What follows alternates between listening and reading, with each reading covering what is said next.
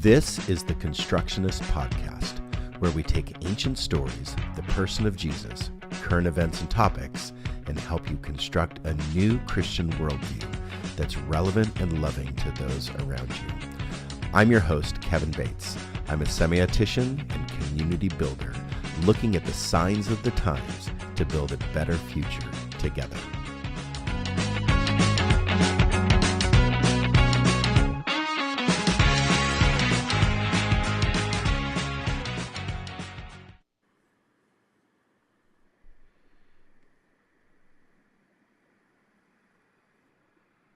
Hey. You are tuned in to the Constructionist Podcast, and tonight we are continuing with the topic of our basic existence. And so we desire to, or for you to be able to navigate your life with a framework of a worldview that's relevant and loving to people. That is our desire for you. So we are back in it each and every week for a while to do a deep dive into developing a real honest and loving worldview. We're excited to do that. So if you remember from the previous podcast, we are actually borrowing an outline of worldview development from the Belgian atheist philosopher Leo Apostel. And we thought that that was a really good starting platform. And so a worldview is basically a fundamental cognitive orientation. So we think that Leo Apostel did a good job in outlining how to do that, how to come up with a really relevant cognitive orientation of an individual or society, encompassing the whole of the individual's or society's knowledge and point of view. So that is our platform. So here's the framework. Well, that's a person, and this is the platform. Here's the framework. The explanation of the world. If you think back about 3 podcasts ago, you will find on either YouTube or Facebook or whatever social media channel you listen to or watch, go back and listen to the explanation, or maybe our explanation of the world. Maybe I should say that, our explanation of the world. And then we talked about heaven or hell. Where the hell are we heading? And so our real views of heaven and our real views of hell, or really the biblical views of heaven and the biblical views of hell, not some sensationalized idea or some made up version of heaven or hell. And then we are this week talking about values and ethics, again in part 2. Part 2, or should I say part 2? I need to do it that way. Part 2 is values and answering ethical questions. We only got to 2 questions the last time, so we really didn't get anywhere with our questions, and we need to get back into our questions. So that's what we're going to do. What should we do with, well, basically the framework and some of the thoughts that we've had so far. So if we're headed to a destination, how does that play out in our everyday life?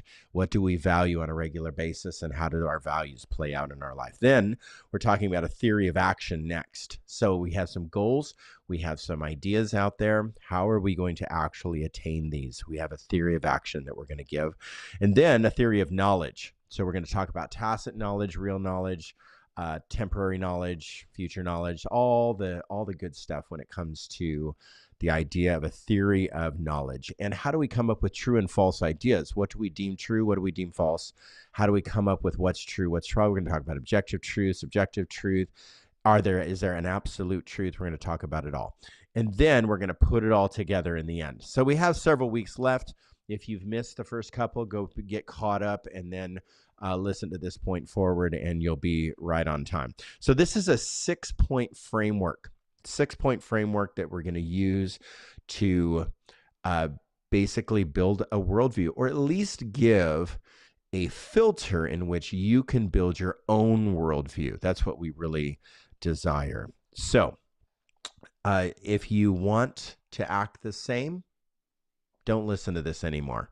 If you want to just be the same, if you want to just pretend to be the same, just shut this off, go back to your 44-ouncer and turn on some Netflix and just cruise. But I want to be different. I don't want to be the same. And so I want change. I want to change myself.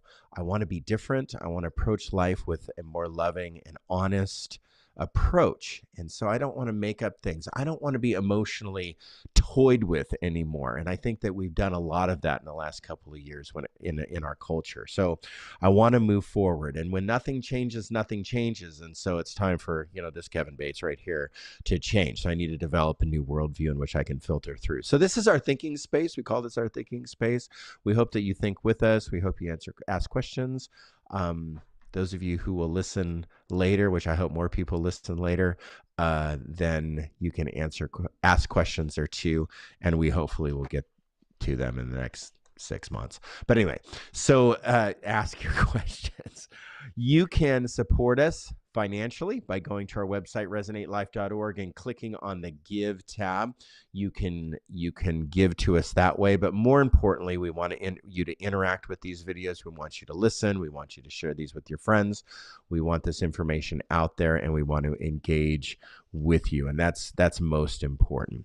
All right. So we're going to take about 10 minutes to reintroduce this subject. I think last week I talked about this Adam Grant quote, which I really like. He talks about passion and values, or passion and ethics. And he says, following your passion is a luxury.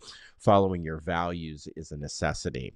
So following your passion is really just fickle almost. It's a fickle action, but following your values actually builds a life that will last and be meaningful and actually give you meaning.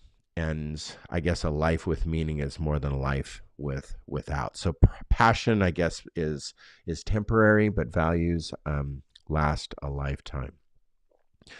I would say, though, that values are built in a certain way. We talked about filters last week, and our values are built through our listening filters. So sometimes we have certain filters that are built that I'll call a pipeline of logic, where if you believe that the world is flat, no matter what, the world will be flat. When new information gets put into your pipeline of logic, the world will be flat, no matter if even information that tells you the world is round, it will still be flat. There's actually people, Sharia, there's actually people that believe that the world is flat.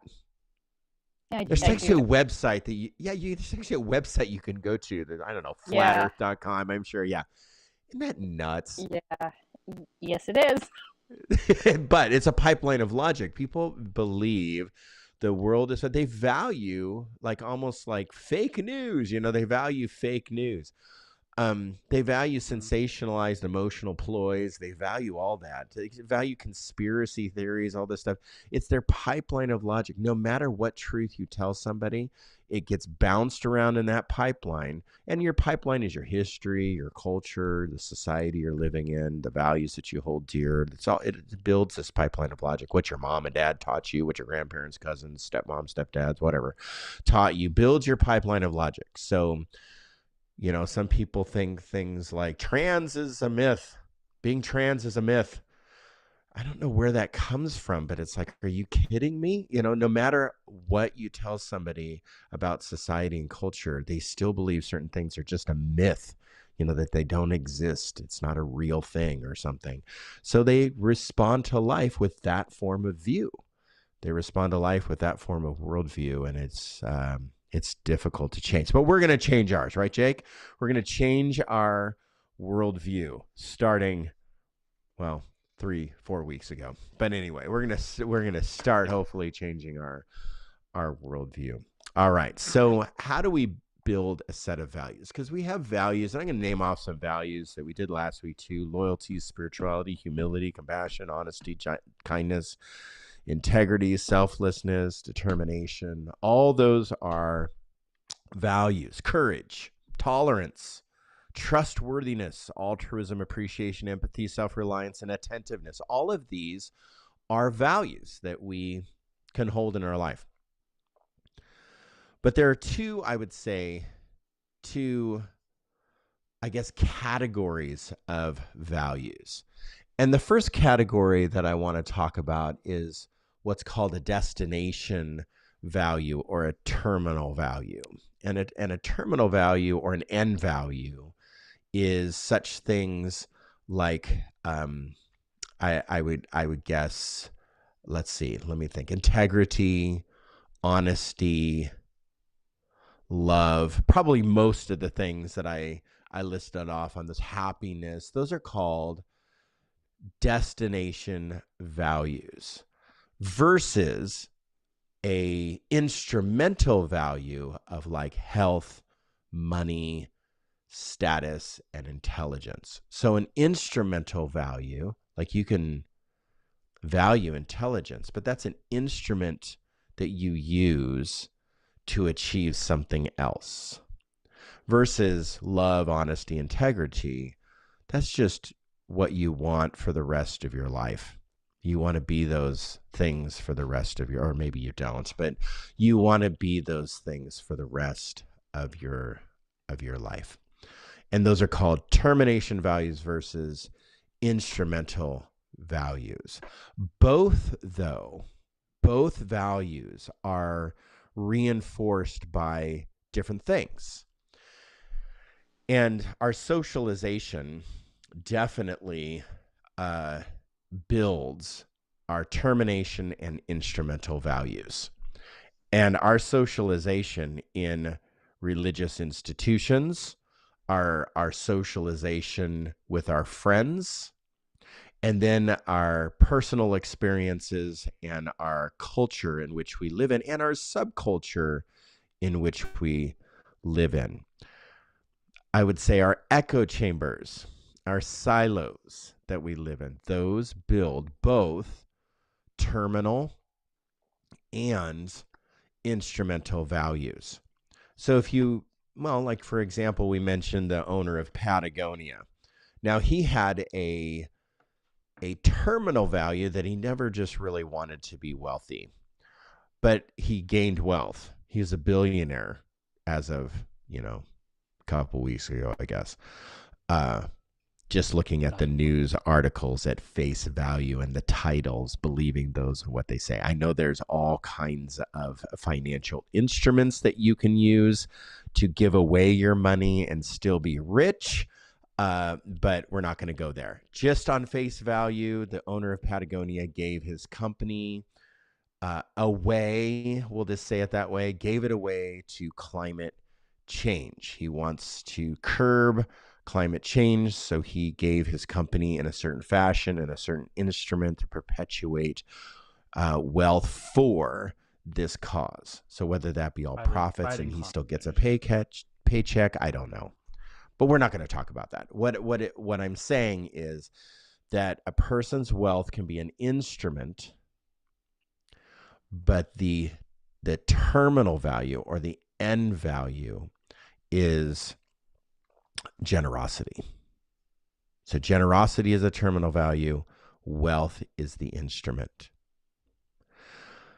So the Bible teaches that we're to be generous with time, talents, and treasures. So in order to do that, you have to have a job. So the job, or I have a work ethic, could be a instrumental value for my generosity.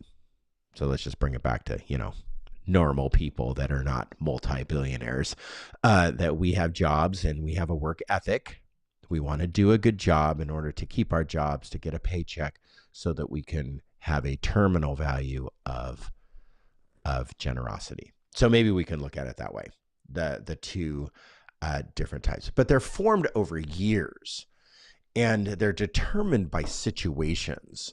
So somebody, let's just talk about wealth. Somebody that's wealthy has a different set of values than somebody that lives in poverty. They have a different set of values. This is why poverty is a complex, multiple layered challenge. But I would say that wealth is a complex, multiple layered challenge as well. So pulling the greens out of somebody's hands, right?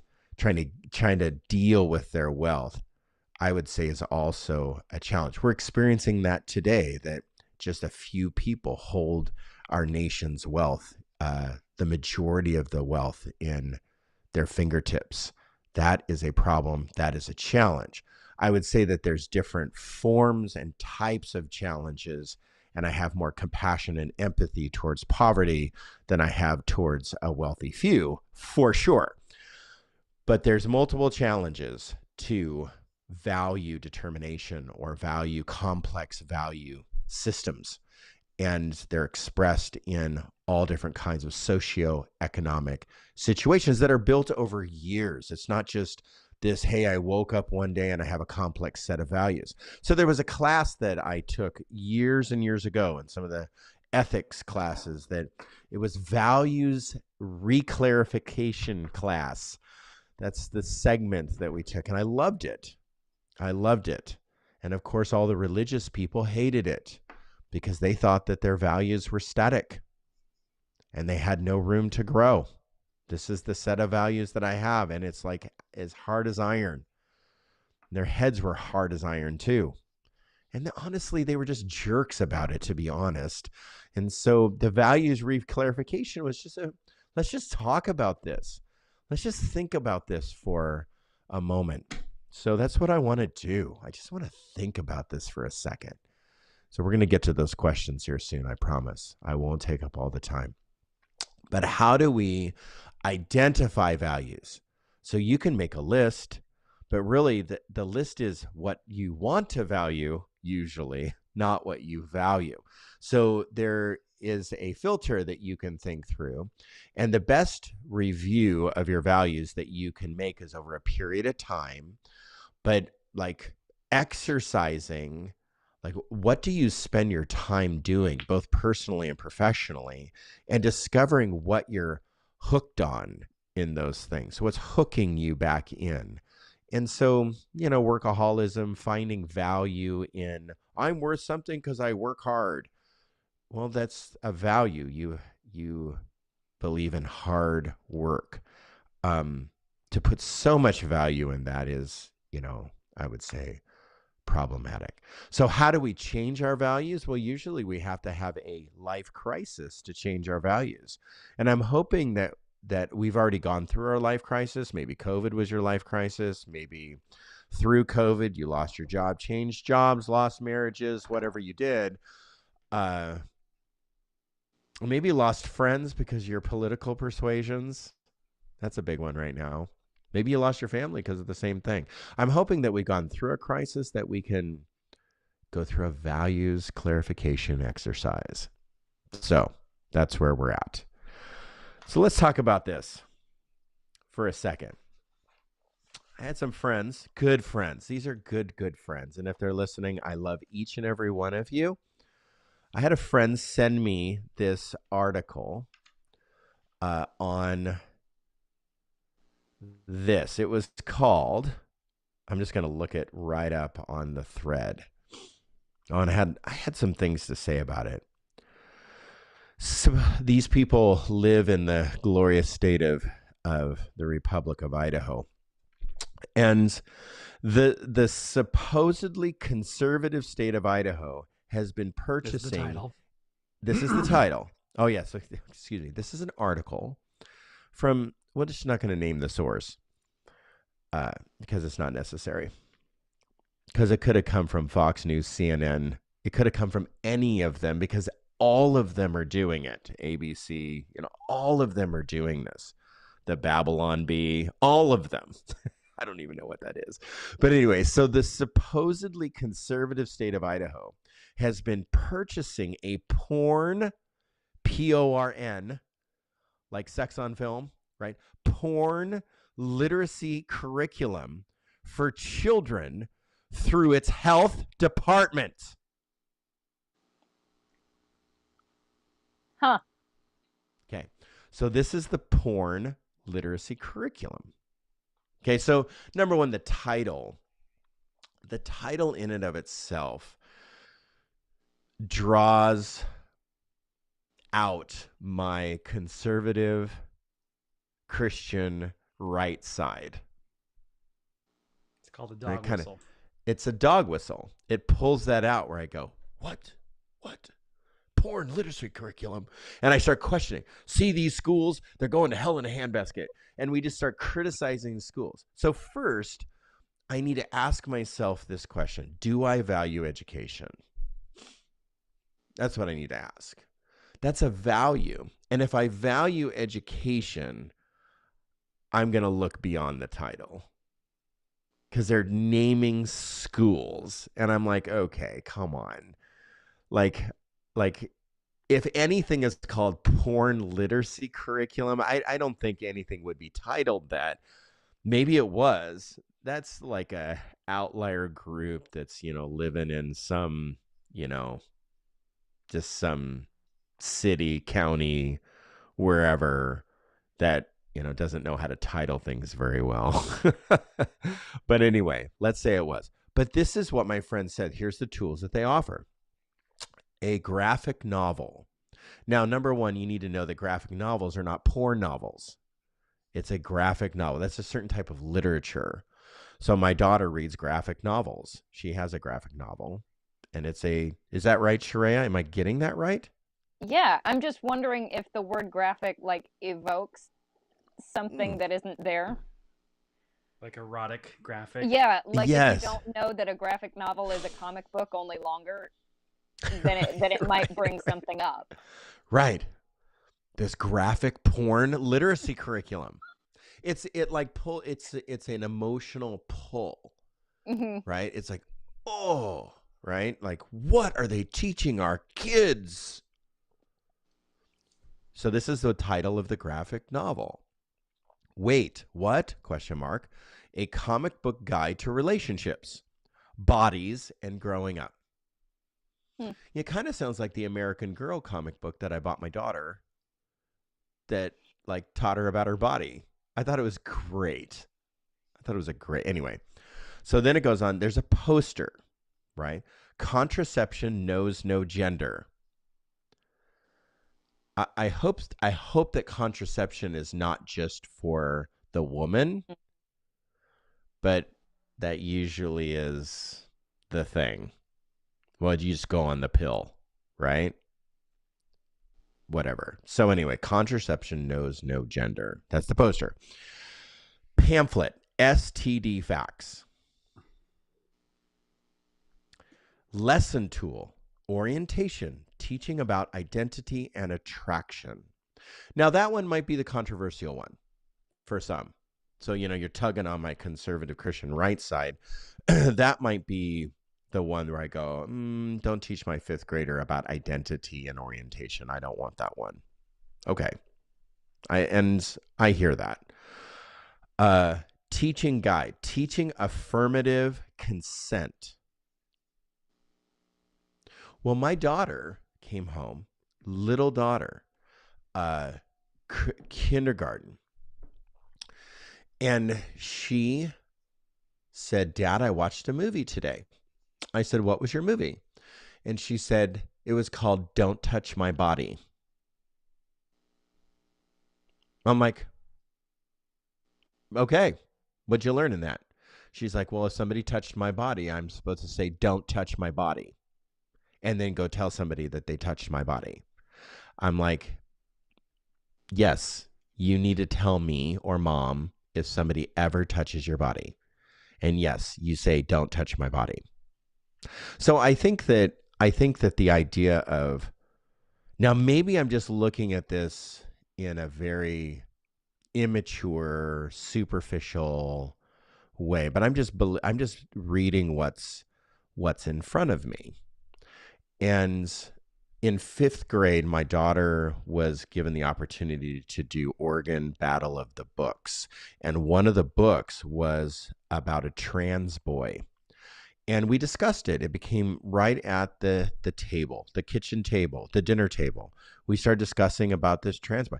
How can we approach or have a discussion about, or a discussion with a trans person? What's the most loving, caring, compassionate way that we can have be the hands and the feet of Jesus? So we talked about that. We talked about what trans was. We talked about what people have said about themselves and how it's a personal decision it is a personal thought that they're having about themselves.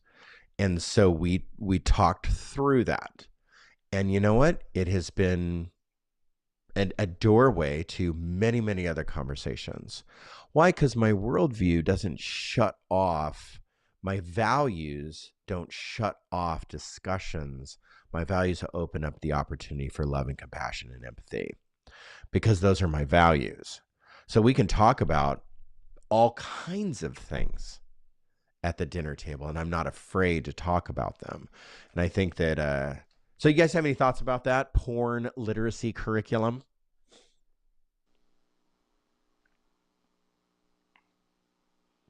It does just sound like it's to get you riled up.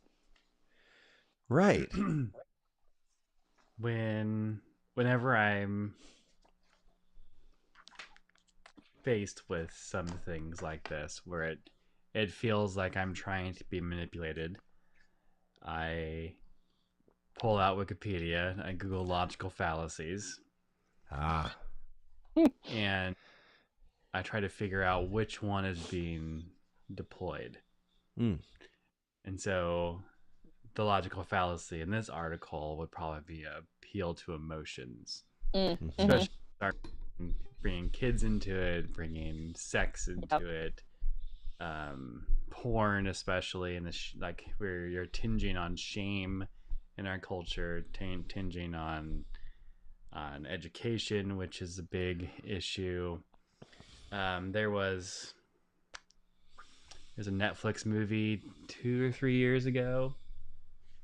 It was about a girls that dance, and it was a Asian female director, and she's got slammed for this sexualized depiction of young girls, especially by forget the name of it right now. Yeah, I forget it too. Yeah. But all she was doing, she wasn't trying to over sexualize them. She was just trying to give an accurate picture of what people were actually going through after interviewing thousands of girls. Mm-hmm. I watched it. So, yeah, it was a very real depiction. Yeah, and it wasn't anything that we don't see often of, especially kids that don't have structure, don't have discipline, don't have a support network around them. So like the people that would engage with this curriculum aren't having the conversations around the dinner table, which I think is more than not. And it's not just kids that their parents aren't there. It's kids that parents don't have the tools to talk to them about much. Yeah. Mm-hmm. Well, I'd also say that this is a privileged conversation because complaining about your public school system and being so angry about what they teach your children and thinking you could do something about it is a very privileged position. And that means you have time to run for the school board. That means you have time to show up to meetings. That means you have time to have influence. If I was impoverished and I worked, if I was a single mom of color that I worked 3 jobs and I was trying to just barely make it, and, where's dad? Who knows? And I just was kind of left to fend for myself in the system that was provided for me, I would probably come at this and say, well, it's better than no education, and I can work out those details later. I think in our white privileged situation, since all 3 of us are white and privileged, I think that is a factor to this as well that can't be ignored. Yeah. So what do you do? My question, especially going back to values, is, and in this, it I don't know if it hinges on values or our passions. That sex education and then not having it the same way as you want it to be. It's like, if you want that, go ahead and teach that to your kids. Mm-hmm. Okay. But if that's a passion, not a virtue or a value, or That doesn't tinge on anyone's virtues or values. That only tinges on their passions.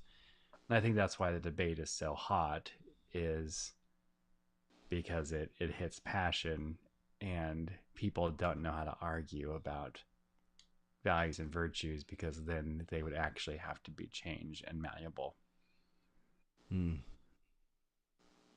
Yeah, that makes a lot of sense to me. So I value education. I value teachers. I value teachers' education, their higher education. I value that. So I value higher education. I mean, I kind of have to. I have doctor in front of my name, so I value my own higher education. So I value education. So I need to look beyond the title. I also value data, statistics, and real information, true, responsible information. And what I know about sex is abstinence is the safe and healthiest choice. I know that. My wife taught sex education and abstinence in the schools for years. And abstinence is still today, the safe and healthiest choice for things like unwanted pregnancies, things like STDs, and curable and lifelong STIs. So we know that is true. But the reality is, there's a reality that our young people and adults are not exercising abstinence. So I need to look at what this safe and healthiest choice in the context of culture is. And if I don't, just talking about the STD pamphlet, if I don't start thinking reasonably and responsibly within culture, what do I become? I become completely irrelevant. If I don't want to talk about these things, I'm ignoring it. And what happens when we ignore it? It's an apathetic attitude that Jesus told us not to have. So we're not to have an apathetic. It's totally negligent. So I would say the article of, not the debate of, do you give your children the HPV shot? Because and the one side was, if you give it to them, they'll be more apt just to have sex. They'll think they're more bulletproof. No, that's not a logical outcome of that question. Mm-hmm. It's I did say yes. It took me a couple weeks, but I had to process through that HPV shot for my daughter.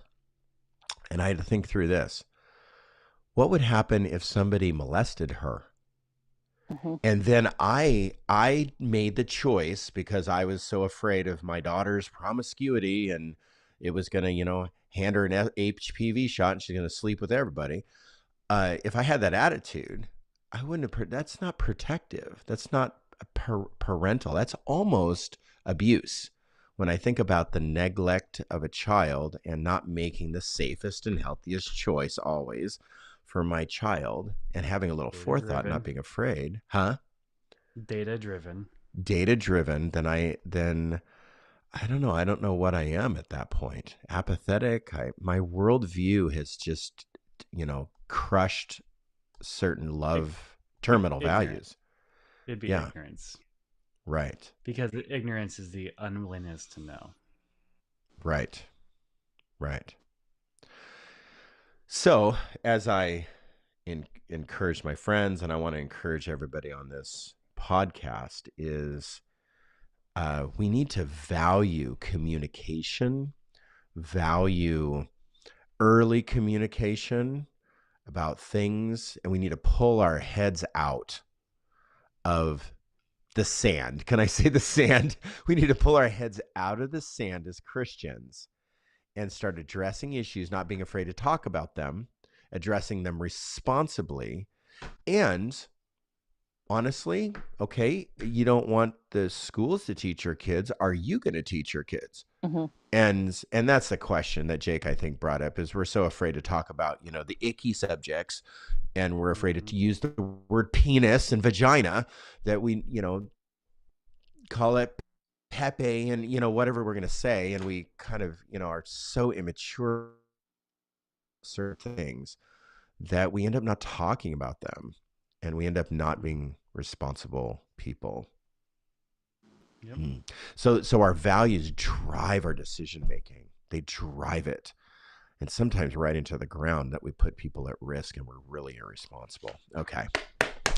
Well, that was my thing. Let's talk about your things. Sheree, you want to go first, or Jake, you want to go first? Either way is fine with me. Sheree, you're going to go either way? Okay. So, Sheree, why don't you go first? Yep. Okay. So the question is violence necessary for a civilized society?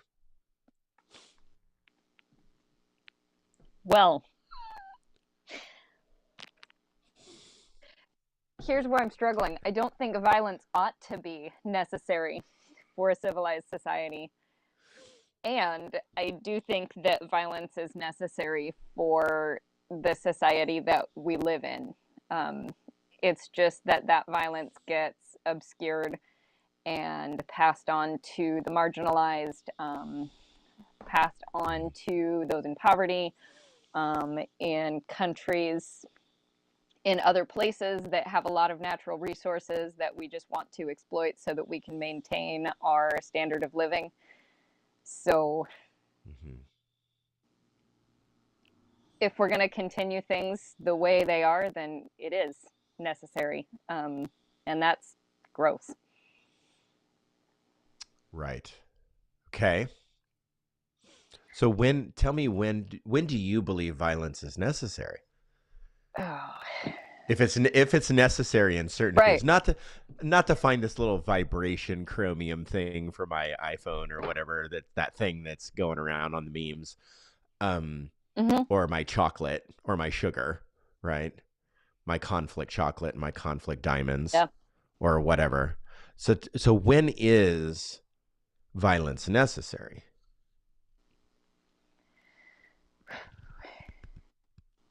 I think Jesus would say it's not. I think in the example with Jesus,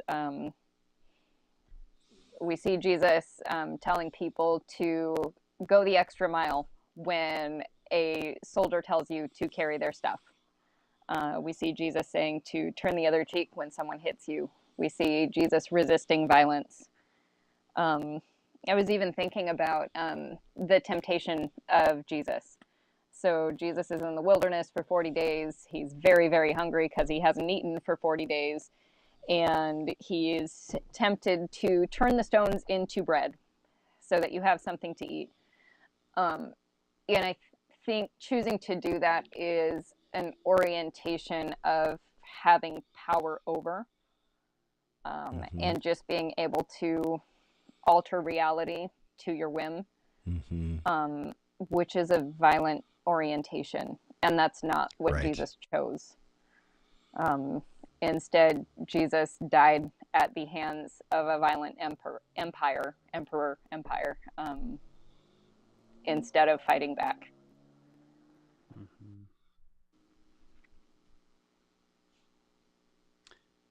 I agree that violence is not necessary, but to play devil's advocate for a moment, I lost Kevin perhaps. When Jesus says, if you don't have a sword, sell your outer drink and go buy a sword. What do you do with that? Get me caught up. I lost connection there and I needed to reconnect. So get me caught up there. What did you say, Jake? I said, I agree with the thought that violence is not necessary for civilization. Yet we have some things that we have to account for. And one of those is Jesus saying, if anyone doesn't have a sword, he should sell his tunic and go and buy a sword. So I have a couple of thoughts. One is just a text-based question. If you wouldn't mind looking up where that verse is Jesus saying, okay, all 12 of y'all, or however many are there, all of you need to go get a sword, or is Jesus telling one person, go get a sword? That was in the sending of the 72. Oh, that's a lot of people, huh? That's a lot of swords. It's an army. Interesting. Huh. Just to play, Yeah. Because I don't know that this is what I think, but I've heard an interesting explanation of that verse. But that's assuming that there's only a few swords and not 72. Yeah, I'd have to dig into it, but I'm pretty sure it's in the sending of the 72. Okay. So I thought it was right about as Jesus was going to be arrested. So with a civilized society, you have a police department or community of police officers that their job is to, now this is where the thin blue line actually has modified into, it's actually not a modern it is a modern political idea, but the thin blue line was the line that the police officer could stand in to bring order to somebody's chaos. And so their job is to bring order to chaos. So as chaos happens, a police officer could exercise a sense of violence, like bringing control, arresting, even shooting, to the chaos, to bring order back to the chaos. I know there's different versions of the thin blue line. I don't want to get hung up on that.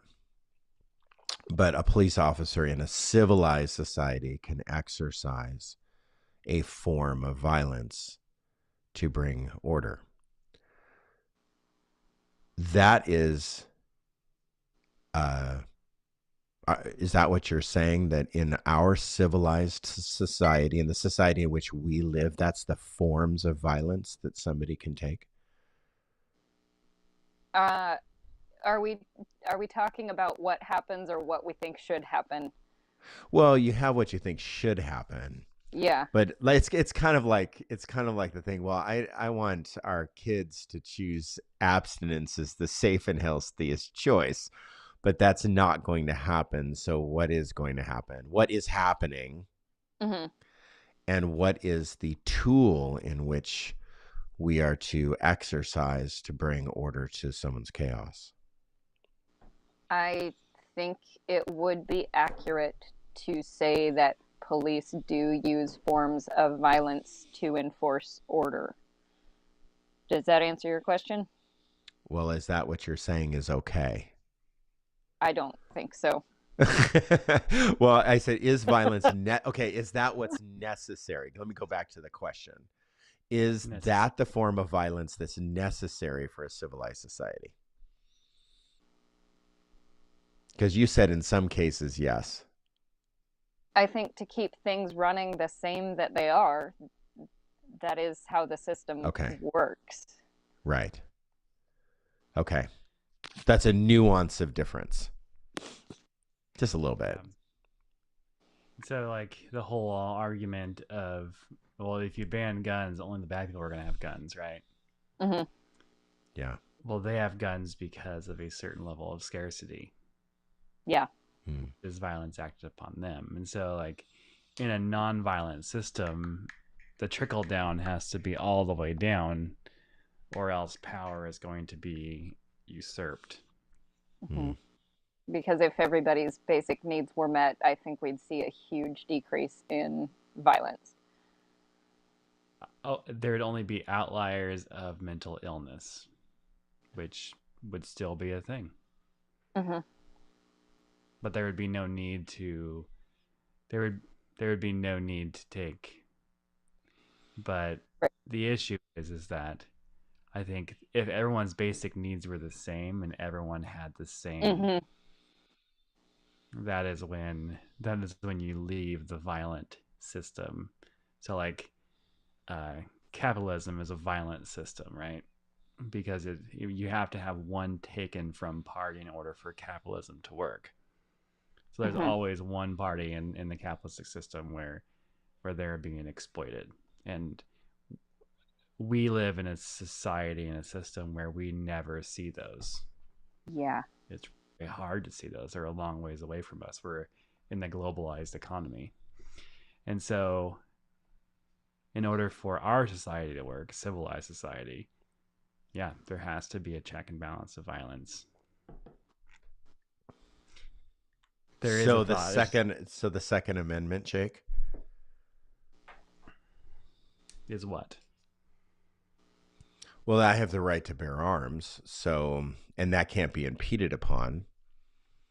And I would say that guns symbolize, at least in its image, and what a like handgun or something like that, not necessarily a hunting rifle, but a handgun or something to defend myself, is a symbol of violence. So I'm actually able to own and bear a symbol of violence in my life. And so am I allowed that? I mean, I know the government allows me that, but is that allowed in a loving, empathetic, honest worldview? So I think the most loving, empathetic, honest worldview comes from when the Arabs invaded Europe in the years of 710. Okay. And there was a pastor. I think he was not Catholic. He was something outside of that. So probably like Moravian or something different. And when the Arabs were attacking, he was pleading people to let their arms go down or turn your arm on your brother so that the Arabs can come in. Because how you win people for Jesus is through love, not through violence. So you showed a film in one of our gatherings live, and that film was by Brian Zond. And he was talking about, he was talking about how we're not a Christian community that's trying to change the world. We're a Christian community that's trying to be more like Jesus. And I think that's where we get mixed up a little bit, where we think that we can change the world and turn it all into Christian. And I understand the evangelistic ploy and mission and such. But hubris. Yeah, I understand that. And I understand the idea, but in a sense, like I was teaching a group last night, that there's really nowhere in the Bible that we're supposed to go to people and say, you were lost and you need to be saved. It's an invitation. We're inviting people to Christ so that Christ can save. And the power of the gospel is the power of God who saves.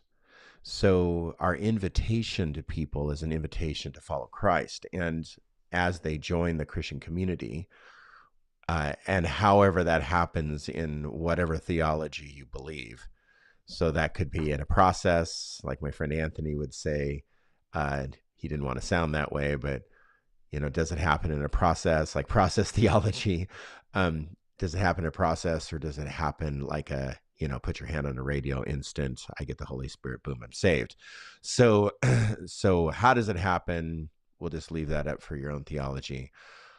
Yet the idea of the invitation to become a part of the Christian community, so that God can save, is a practice. We are practicing something, and the practice is to be more Christ-like. So the practice in our Christian society is no violence.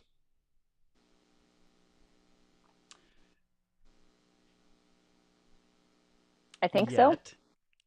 Yet. Yet what? What do you mean? Well, Sharia, what do you mean you think so? You question that? I think that sounds most true to me, and it's very hard to live up to. Oh. Because I get fighty sometimes. I didn't say this was easy. I just said we're talking about it. We're just talking about it. I would say there is an exception. Oh, what's the exception? I think that the exception comes when violence is used for the freedom of people. Oh, you. Gustavo Gutierrez, here we go. Yeah.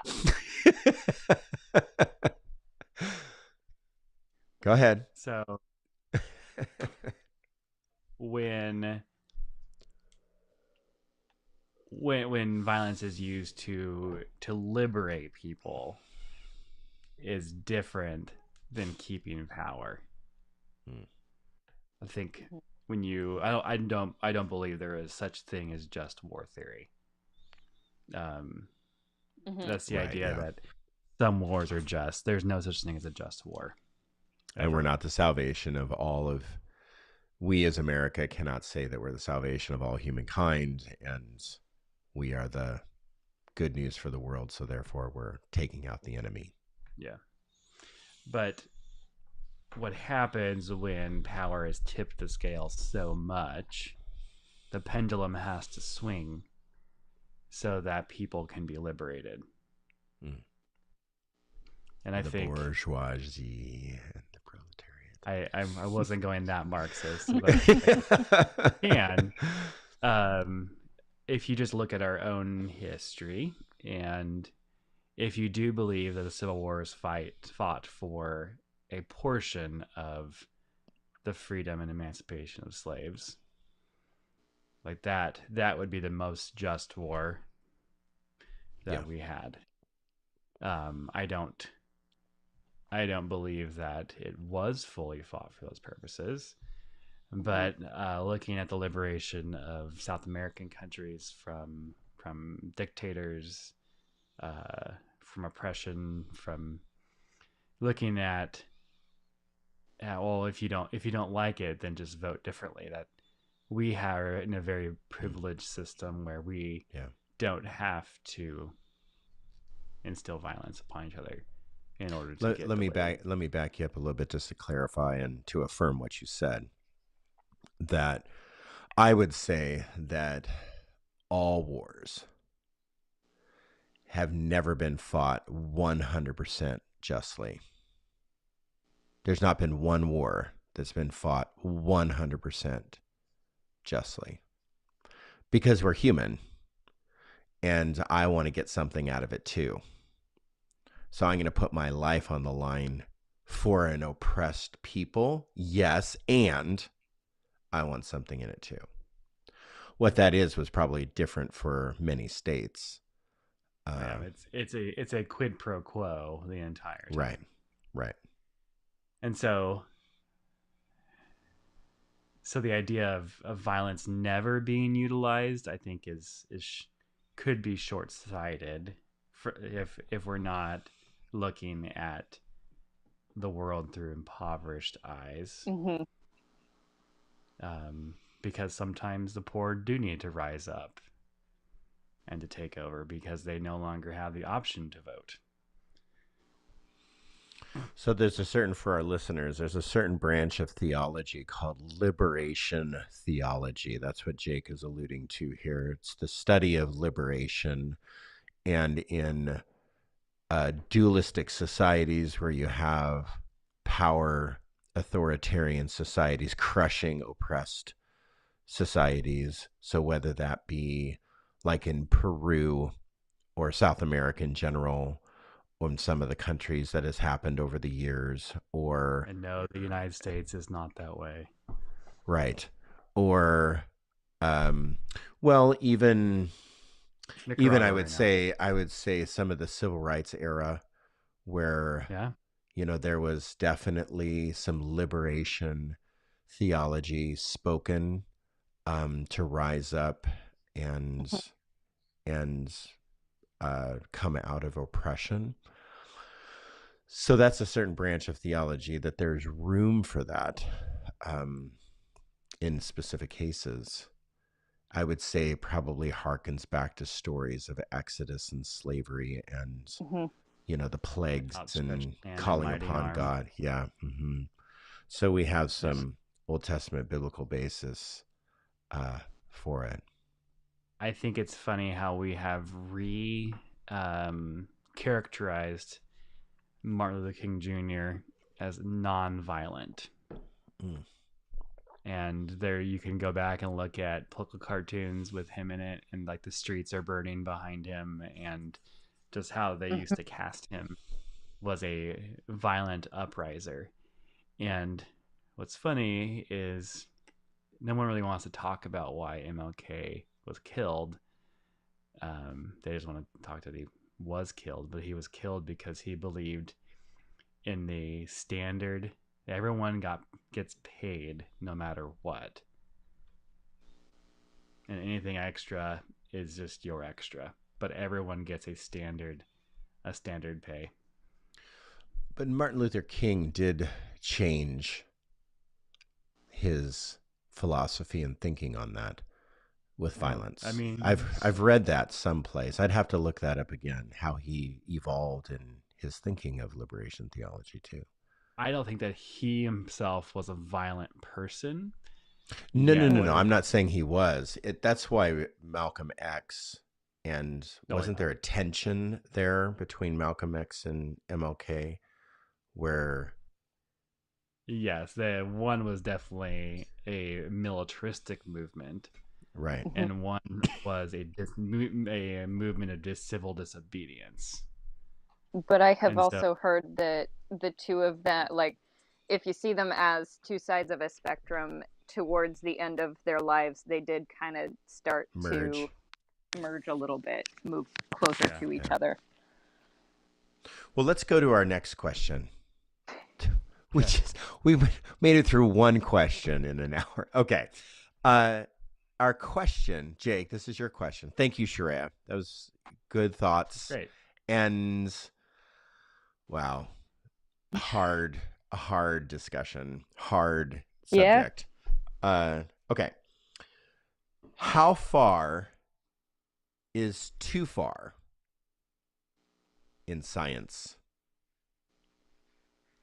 How far is too far in science? And when I wrote that question down, what I was thinking about, what the backdrop of that question is stem cell research, artificial intelligence, even what we used to talk in, old school biology classes that I took back in the day is how much care or health care is too far. How long should somebody be on, artificial life support, that kind of stuff. So like how far, that's healthcare, but in science, cloning. I had a professor tell me once in my biology degree that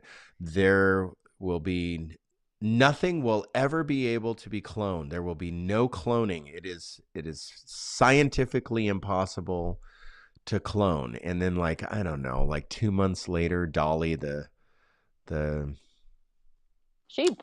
The sheep came out. It's like, wow. She's a lamb, okay. I guess, at some point. Lamb, yeah. So Dolly came out, and it's like, wow, okay, that happened. It happened. So Professor was wrong.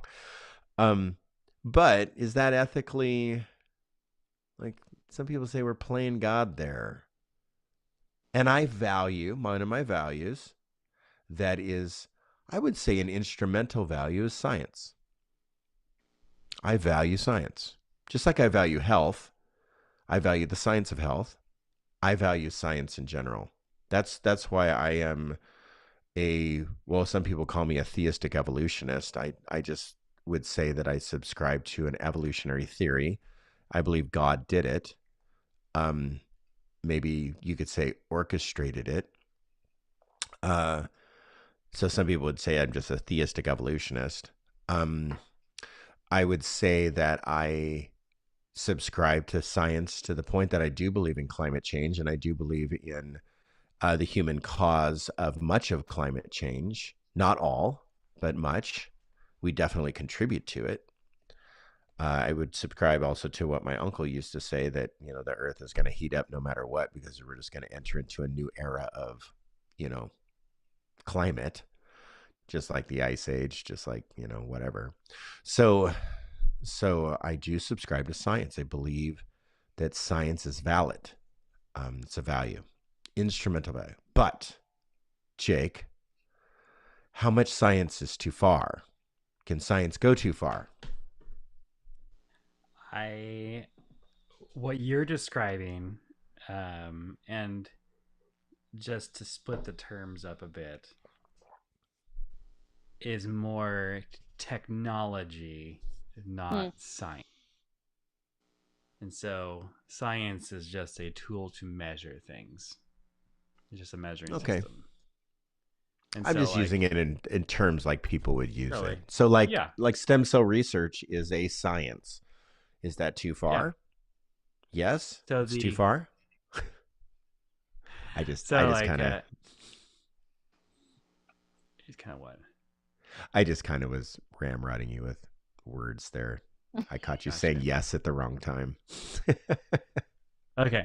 And so like we do couple like all science with like technological advancements, and the science is like the studying of and the measuring of and going through that.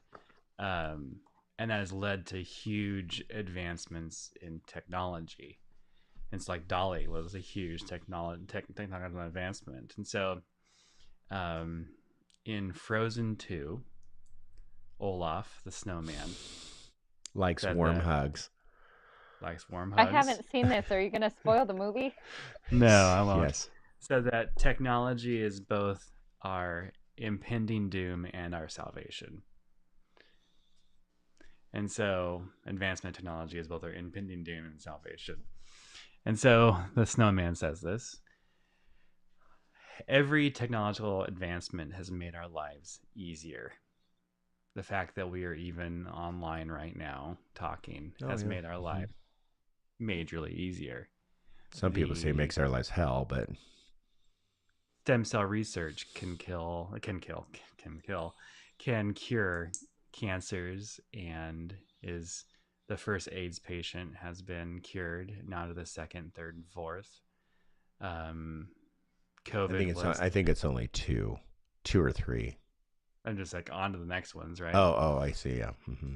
I'm not sure how many there are, but the idea that can it go too far is, I think, the same question about violence. Is what are you doing with it, and who's using this? Are you using the advancement technology to drop an A-bomb, which really some huge studies came out of that and have changed medicine, changed the world that as we know it. It killed tens of thousands of people. Like, that wasn't worth it.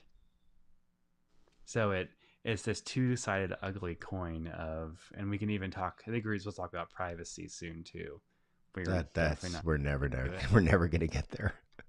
But the ability to connect with people online, but also the opposite of that coin is that you've lost privacy in some ways, right? You've lost basically your autonomy, if you think about it too far. And so what are you doing with it? Who's doing with it? Who has the power over it?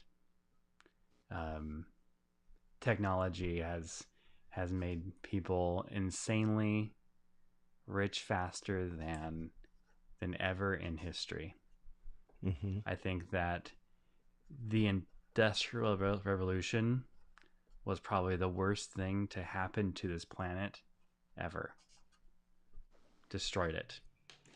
Well, let me back you up there because you're saying things that I'm just like, so I'm old enough to remember certain things.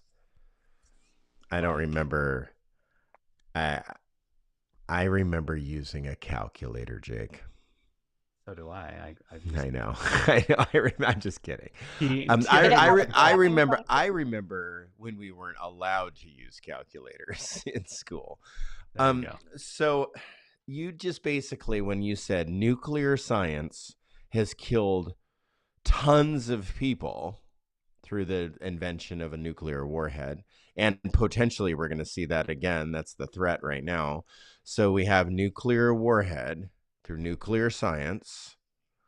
You see, what is it, 7 Mile Island, 3 Mile Island, that the meltdown of 3 Mile Island with nuclear science that, literally almost destroyed a whole town, possibly has, because people report all kinds of diseases and cancers there. That is just, yeah. So to get better calculators, that's basically what you told me. That our nuclear science got us better technology and advancement. So is that worth it? Personally, I am not. No, it's not worth it. I don't think any technology is worth it, but our lives are easier. People are around today, especially people with disabilities, people with health conditions, people with mental disorders, people with all sorts of things are alive and around because of technological advancements that even 10 years ago, 5 years ago, they wouldn't be. Like, medicine happens and so fast that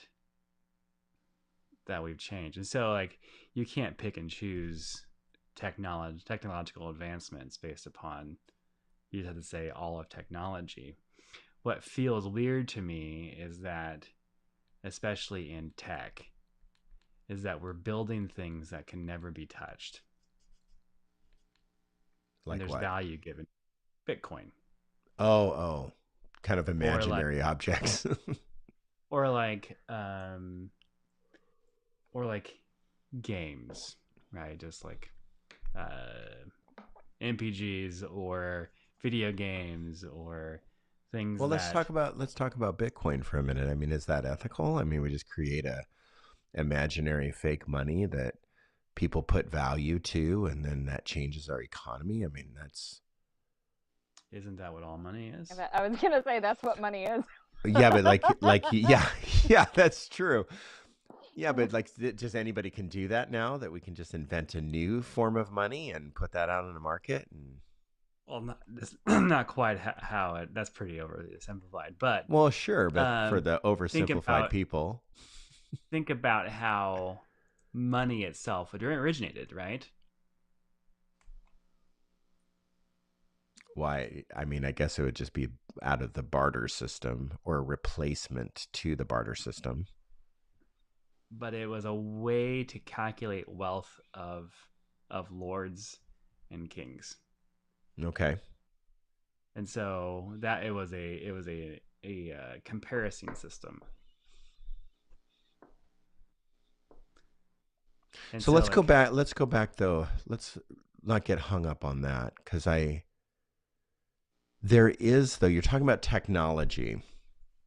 And I understand that there is technology in science, but there's certain forms of science, especially medical science, that begins to cross into a supernatural, like, has always been thought to be a supernatural, guarded space.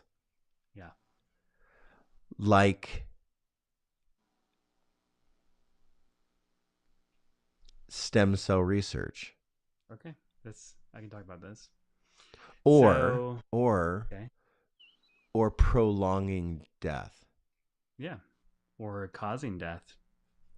Euthanasia. Yeah. So 3 pills and you're done in Oregon, right? We, especially in the Christian worldview, we like to put God into gaps. It's called the God of the gaps. When we don't understand something, and when it's outside of our current uses of measuring or scientific data or empiricism of what we can taste, touch, smell. I combined all those words together. I'm sorry.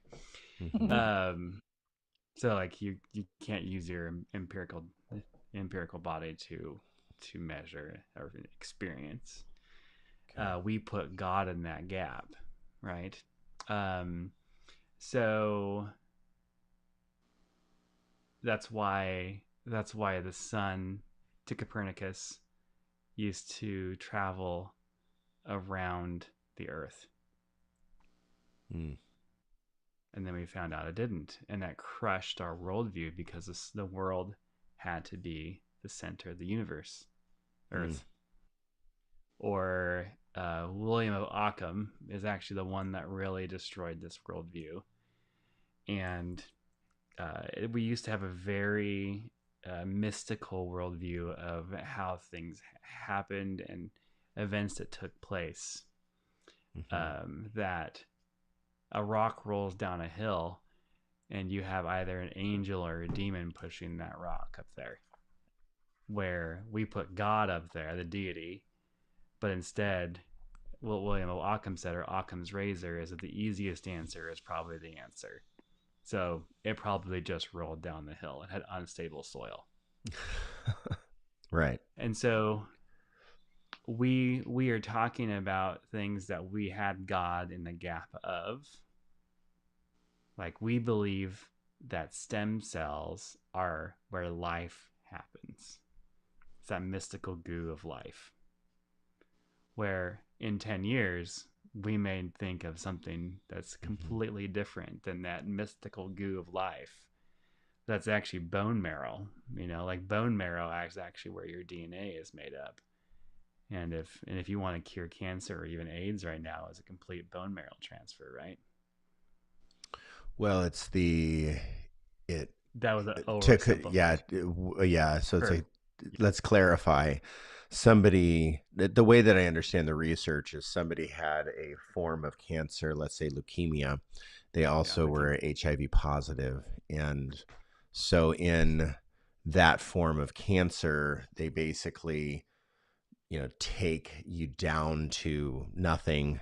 Let's just oversimplify it there, where you're not producing cells, and then they restart your body with stem cells. And when they did that, they then tested HIV negative. So the cure for AIDS was more, they went through this treatment of cancer. The way that I understand the research, I just did a quick read on that. It was multiple things at the same time. Right.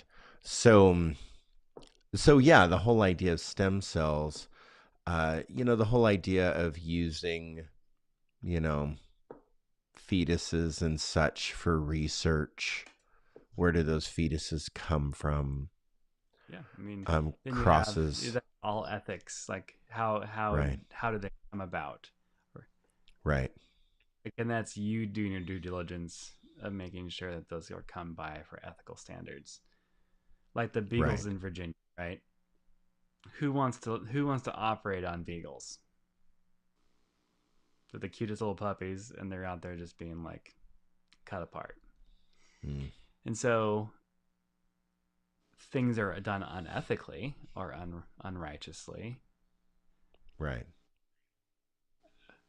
And does the end justify the means? That's the hardship. Well, that's what I was saying. The nuclear warhead, the development of the nuclear science that developed the warhead so we could get better calculators in the end. That actually, see, my answer to this question would be, how far is too far in science? Never.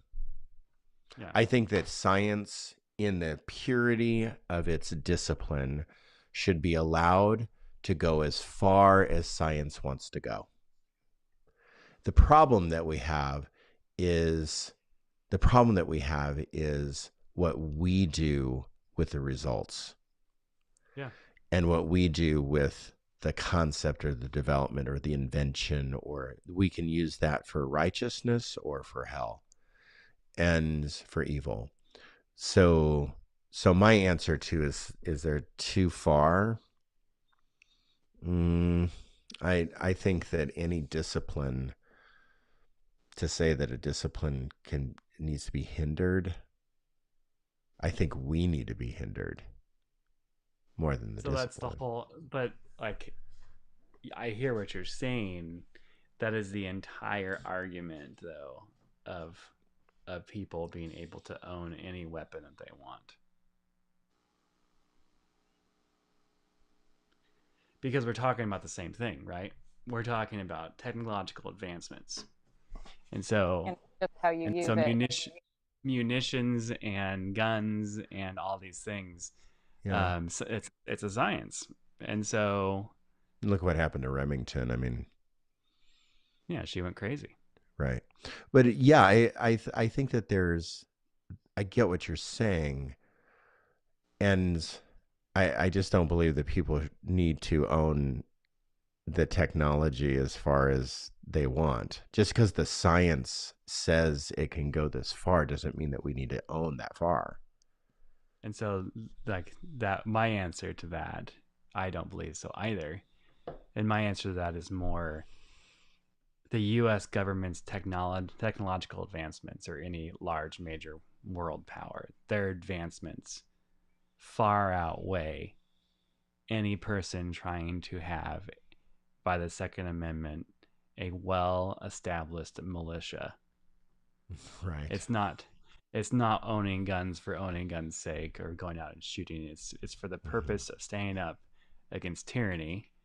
And what we talked about with Sharia was that my idea with violence is that when it comes to the freedom of people, that is when violence could be necessary. And so you really came full circle there. Wow. Full circle. It was stunning. Stunning. I'm just in shock. Okay. I get that. I think that, again, I'll go back to your God in the gaps. I think that it's all about the God in the gaps. Yeah, we're really addicted to that. We're very addicted to it. Like, we think that God has been fought for so long. Oh, it's like, geez. But like quantum physics is one of those sciences that I don't even think a quantum physicist knows quantum physics, but quantum physics is one of those sciences that we put God in all of those gaps. So now at the very smallest level, we're going to try to find, we even call it the God particle, where we're going to find the God particle in this physics study. And we're going to have the tunnels that they crash the atoms. The particle collider. Hadron particle. Hadron. Yeah. So we're going to try to find the God particle. I mean, we even had the Da Vinci Code talking about that, didn't we? In some like series of Da Vinci Code series or whatever, they were finding the God particle they had in this tube. It was a whole sensational movie idea. Well, honestly, that's in certain sciences. We're addicted to putting God in that. And when we discover that, that's, you're going to take my Jesus away or something. So we do that with science because we're afraid. The question is, when does science go too far? I think that that's different for everybody because it depends on when you think science takes your Jesus away. Yes. And I'll say but most scientific advancements have been funded and researched and are usually either monks or priests that come up with those psychological and those technological advancements in the old days. Yeah. And so, like, yeah, So the church used to be very keen on understanding the world more because it showed them God more. But now we haven't got to truth yet, and I don't know if we ever will, because we might be on this subject for no, we're moving that direction. Yeah, next week. But yeah, and so the idea that truth is deregulated has made us really clamor to put God back into God's box. Okay, good. Do we have a question? Mm-hmm. Would you be willing to get rid of all? You can throw it out there, Rob. That's your question. Would you be willing to get rid of all the tech and modern science in the world, including all electricity, if it meant bettering the lives of the people in the world astronomically? Yes, of course. Yeah. Mm-hmm. I would hope we get a chance to transition, because that's going to be a rough one. Well, honestly, the world let's look at climate change and climate science. When COVID shut the world down, I mean, look at what we saw. The Ganges. Look at what we saw in the aerial photographs of the planet, and how like pollution started to decrease, and different things. Like, actually we saw healing. And so I think that River I dolphins would say came back to Venice. Right. So at what point is science too far? I would say, at what point does humans use science too far, or technology too far? And that's when we are destroying each other. That's when we're killing each other. We're going against what Jesus would want us to be in this Christian society, in this Christian community. Those are heavy subjects. We don't have time for a last question. We had a bonus question that we just don't have time for. So tonight we answered, or no, we didn't. We mused questions, massaged them around a little bit. Hopefully you can take some of our words and apply it to your own set of values, and do a value clarification when it comes to maybe some things like science, or maybe some things like porn literacy. When you read such things like that, maybe you can have more of a responsible response. And when it comes to the subject of violence, our values are developed through our experiences, our cultural experiences, our past experiences, our present experiences, but also our family and our religious institutions that we socialize with, and our friends. They all develop our values. Our values are the building blocks, some of the building blocks to our worldview. And our worldview needs to be pointed towards love, compassion, and honesty. And so if we can use a set of values to point us that direction, that's what Jesus wants us to do, and how he wants us to behave in this world. All right. Thanks, you two.